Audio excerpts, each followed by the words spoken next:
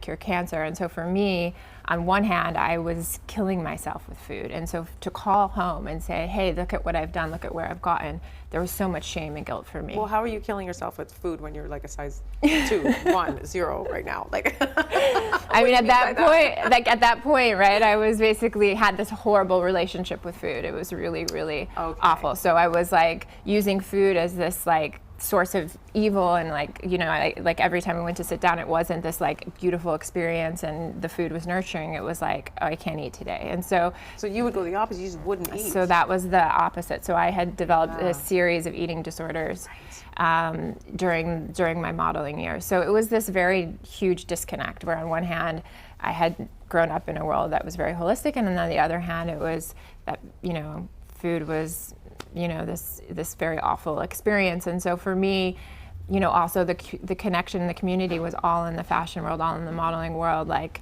I didn't have anyone that was a solid sense of support. And so I really had to say, like, I mean, what did you have a solid sense of support, but you were feeling so guilty and so much shame towards it that you personally didn't feel like you had a sense of support, or were they just not there for you? So I didn't build the community I have now. You know, I didn't build the friendships. They weren't built on unconditional love It's and hard trust. when you're in the modeling industry. I mean, it was also I'm speaking from my own place of wounding and so forth. Like, it was the place that I was currently in. And so I wasn't in, you know, healthy relationships like I am now. And so it was, you know, I was in a place where I felt very much alone, right, in that experience. And so then I thought, well, what is the life that I really want to create?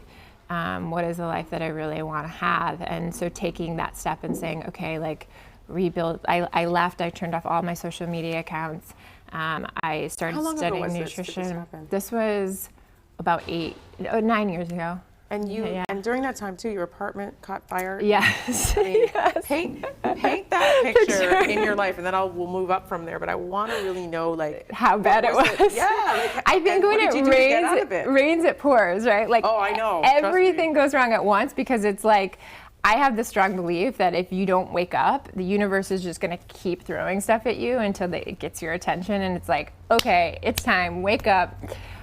So at the time, wow, that's actually very powerful what you just said. Yeah, I'm like, if you're not hearing it, it's going to keep slamming the door until you actually wake up. So I have been there too. Around the same time, know what you're talking about. Yes. I had an apartment in the East Village that I got a call from my landlord, and he's like, your apartment is literally on fire. And I had been renting it out to a girl to basically you're subletting. Yeah, subletting to basically, you know, pay my bills and my travel and so forth.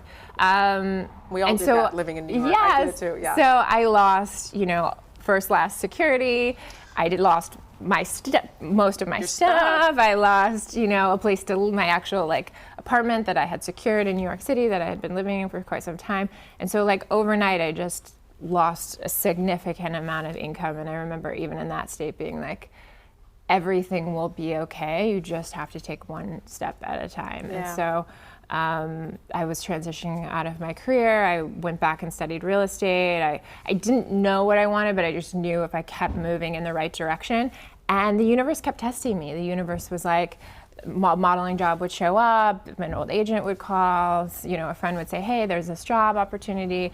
And I kept saying no, because I didn't want to go back into that same mindset, right? And so it's not like you weren't getting modeling jobs. Yeah, there were things just popping up, and I kept being tested. Like, it was, I feel like it was really a test of like. You knew it was time for you to move on. It was time for me, and I had to stay completely committed to that path. I mean, that's hard. And I think the universe tests us with that. Like, I talk to a lot of entrepreneurs who they leave their job, and the next day they get an amazing job when they're like on the track to entrepreneurship, or like they have this feeling, but then they're like being pulled back. And I think it's our subconscious really saying, like, do we want to stay stuck? And it's, you know, sending this note to the universe vibrationally, like, do we want to stay in this space, or do we want to move forward in a different direction, and continuing to have that courage and face especially the fears. When it's hard.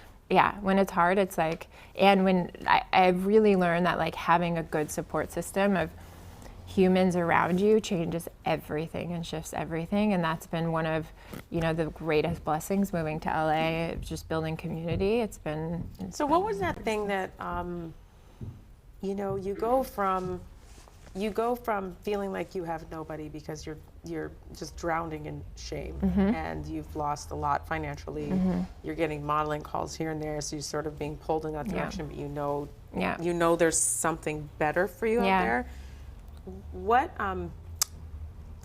what caused you to, what was the first step that you took in order to say, okay, I'm going to start cultivating better relationships? Was it a phone call that you made? Like, how did you go from feeling like I can't talk to anybody, you're in your cave? What was that first step that you took to get out? So I was very blessed that I just like, I had, since childhood, I always had a belief and trust that the universe would give you what you need in the moment. And so I was literally walking down the streets of New York and I saw a sign for a health expo.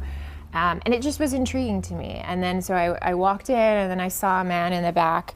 And his energy was. You just walked in? Yeah, I just walked in and I was like, it was just called, like, it was the sign for the health expo was like calling my name. And I walk in and there's a man and he has this this funny sign of a man meditating over New York City. And I see him and his presence was just so gentle and so beautiful. And I went up to him and we started conversing and he was like my first coach. And his name's Chandresh from Break the Norms. And I remember just like my energy was just pulled and I was like, I need someone to support me through this process. Like, I can't do it alone. His name is Chandresh and he runs a company called Break the Norms, and he's a 7th lineage guru from India, and he was just so committed to my change and helping me that it was like the one person, and I just like invested everything. I started going to his classes, his talks, reading his books. I'm like, anything. Where did you find the money that you can do to support me? So I literally was like, it's so funny because I think back on my life of like growing up and I didn't have money to go to Miami, so I sold all of my stuff on eBay, and then I started selling books on Amazon, and then I started going to like Goodwill and then reselling things. Like I just got really scrappy with things, but I ended up just selling my expensive things and, you know, handbags or whatever it was, and just doing whatever I needed to do to make it his coaching, to afford classes and workshops and coaching, and then since then we've gone to India together, and you know, we've become very good friends, and he's still one of my coaches. But he was the one person that was like, you know, these stories aren't your stories. These stories are the stories of what has been projected on you, and you have to unlearn the way that you were taught to suffer, because you're suffering because of someone else's story that you're holding on to, and this isn't your truth. And so we did a lot of meditation practice around identifying the space between your thoughts and like, what is that energy and that experience, because that's your truth, not your actual thoughts. And connecting to your heart, because your heart knows the truth, not your head. Your head is lying to you most of the time, right? So it was that process of unraveling. And then I just noticed that my anxiety went away. I noticed that I wasn't looking in the mirror and having selling your stuff on eBay, still doing all that stuff. Yeah, I'm still like scrambling around. Yeah, and selling. I was doing real estate. I was working in the real estate space, and then building my health coaching practice and doing, you know, everything I could. Yeah. Oh my goodness. So, what was the first step that you took? So you're taking a course, he's coaching you, and you're in the thick of it all, and you're thinking, wow, I'm really scared to take this step. Because, like, what was that? And I know you were at some point. Yeah. Because it's a huge change to go from modeling and all that. I was in the pageant world. Yeah. And that's how I got started. So I totally can resonate with you. And then you're realizing this isn't me. You take this course, you meet this guru, but there's always a time within coaching where you're like, wow, now I got to do it. Yeah. Like, now it's my time. What was that thing for you? Yeah, like now I actually have to be the coach on the other side of the table. So I got to get clients.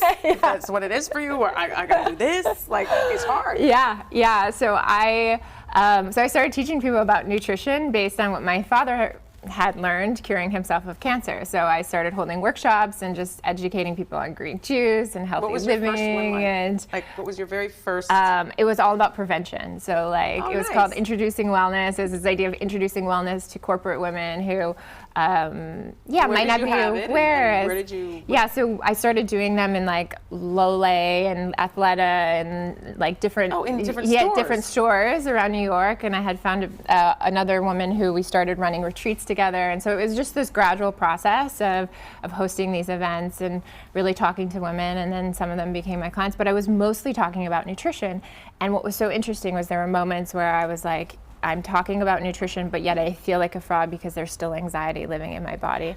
And so it was this process of really unraveling, what is this anxiety for me if I have, you know, too much sugar in my green juice, or I didn't get to yoga that day. And this experience is very real, and I think it's very real for women today even. And if it's not related to nutrition, it's other things. Right. There's a lot of anxiety. Right. So it's like, am I, you know, is my business successful enough to coach other women in, you know, making money? Is my, you know, relationship good enough to coach other women in having a relationship? And I'm always about recognizing that you're going to evolve as a person, as and as your company evolves too. You might shift your business. And so I shifted my business from the idea of teaching people about, you know, curing cancer like my father did, and prevention and so forth, to the idea of the mind-body connection as I evolved as a person and recognized that that was the missing piece for me. And I stepped into the courage of sharing my story online. And that was one of the hardest parts of it. Was I had been kind of hiding behind my other two businesses. Like I was like running retreats and, you know, hosting events. And you enjoyed it. And I loved it, and it was great. Like it wasn't totally. But then I recognized deep down that like I was doing a disservice by not sharing the truth about my eating disorders and what I had been through. And so here you are teaching health classes. Yeah. In Athletica and all these different stores in Manhattan, but you know, at the end of the day, I'm not eating properly. Like I'm sick and I have an eating disorder. But you're like, hey, everybody, let's get some clients and teach you. Yeah, so I was in the process of healing, right? But you knew what the right thing was to do anyways. Yeah. So I was in the process of healing and recognizing that there was this disconnect for me happening, and recognizing the power of food, because I think that is such an important part of the power of food and meditation and sleep and mindful. All of that is, you know, all of those things are also important, but then I also recognize this disconnect. And so it was a process of evolving as, you know, as my own self, and, you know, stepping into that and then sharing. And my only regret is not sharing sooner. You know, like I look back on my, you know, my business experience, and I'm just like, the amount of women who are just so grateful that I've, you know, stood in this, my own self, and having this conversation around this, because it's really important that we start to empower younger girls to really like find their truth and love themselves exactly as they are. Yeah, I think it's that's very interesting, because I think there's a lot of women out there, and men too, that are suffering because they just don't even have any direction of where they want to go. Right. Or they're in a situation that they're very unhappy with, and they don't know the first steps to change. Right. So for the people out there that are, you know, they kind of feel like they're in their own rock bottom, Yeah. right? What would you say to them as the very first thing that they could maybe do to just start? Yeah. Get out of this, you know? I think recognizing, like, one of the most defining moments for me was when I was in a car accident, and oh my gosh, a car accident, in Jamaica. And I remember not knowing if I was going to make it through the night. And I remember thinking, like, at the end of my life, like, what will I be proud of? What would I want to have accomplished? Is modeling going to be the thing that I, you know, my legacy, my thing that I leave on this planet? And what have I used my life for? You know, what have I used the gift of my body for in this life now? And I didn't have anything that was exciting and inspirational to me, you know, at that time.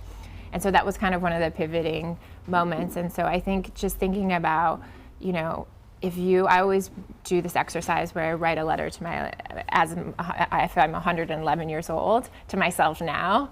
I'm like, at 111, what would I be telling myself now? And it's a really powerful exercise. And my friend Yannick Silver was the one who recommended it, and I started doing it, and it's been really amazing. And I think that that's a really good exercise to start. So start there. Yeah, like what would be...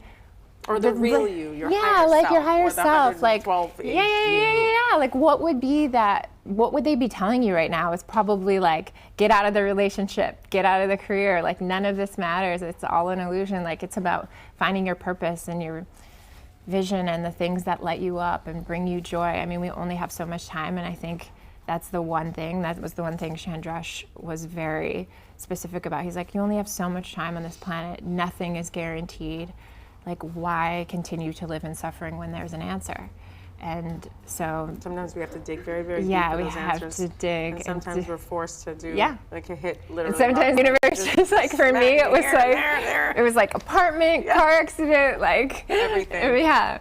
You know, relationships, like modeling, like all of these things just kept hitting me, and then finally I'm like, okay, I'm waking up. Like I have. And sometimes it can take years. You know, it's like maybe we shouldn't.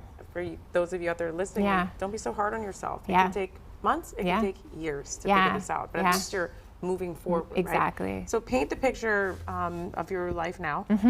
And what you've created through all of this. Yeah. Wow, it brings me like tears to think about it.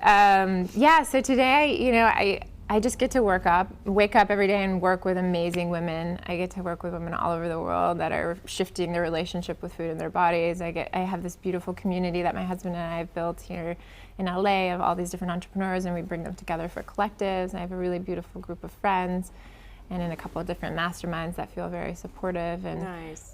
So do you take on clients? You do masterminds? You do courses, retreats? Yep. So I'm currently doing private clients, and I have online courses, and then I also am writing a book, and I just turned in my manuscript for Hay House. Oh, great. So yeah, so that's in, and that's really exciting, and that's been like my life's work. I feel like all in, 100,000 words.